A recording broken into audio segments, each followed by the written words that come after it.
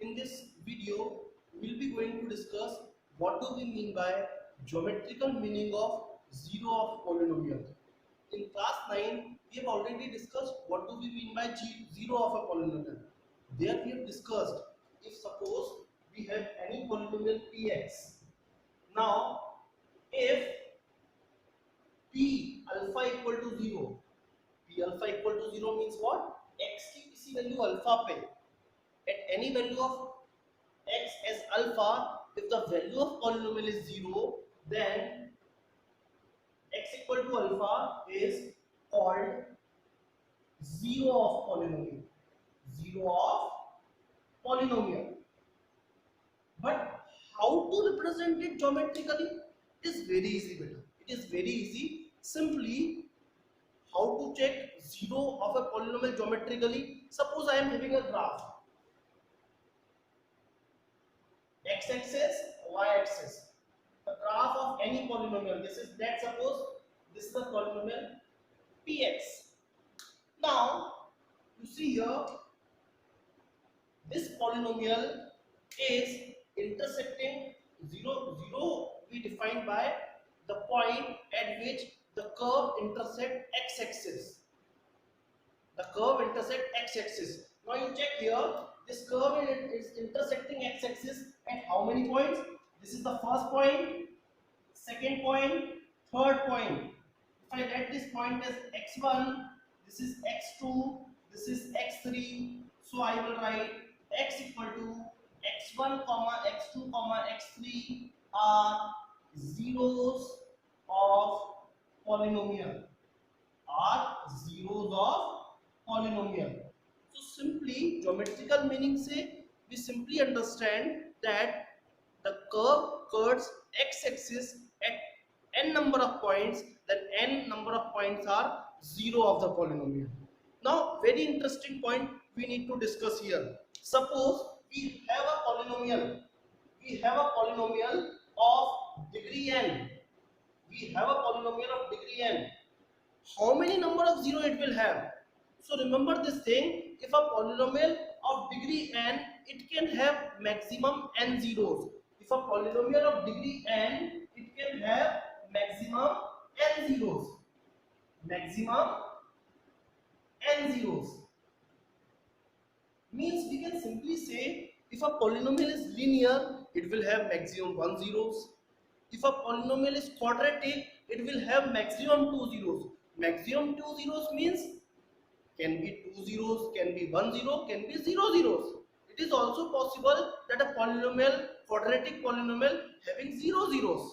Suppose I draw a parabola.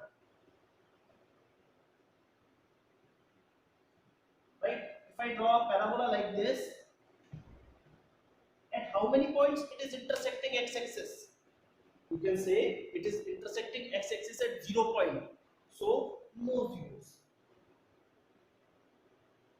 If same parabola I will shift. I am shifting the same parabola, just pay attention here.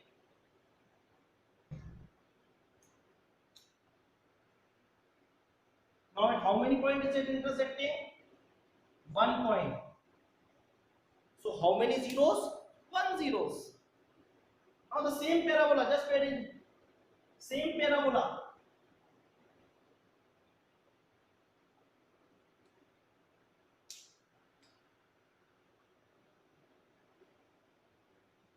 X-axis, y-axis. You can see here the same parabola is intersecting x-axis at 2 points. This is the first point, this is the second point. So you can understand we check zeros of a polynomial geometrically by just counting the number of zeros on x-axis. By understanding this concept, you can easily solve first exercise 2.1 of your 10th class polynomial. Okay, hope this geometrical zero is clear. The relationship between zeros and coefficients of a polynomial. We have a polynomial ax square plus bx plus c. We'll find zeros of a polynomial. Now what relation that zeros will make, that we are going to understand.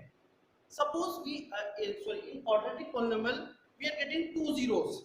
Now always remember the sum of its two zeros is always minus of coefficient of x upon coefficient of x square, and product of its zeros is constant term upon coefficients of x square.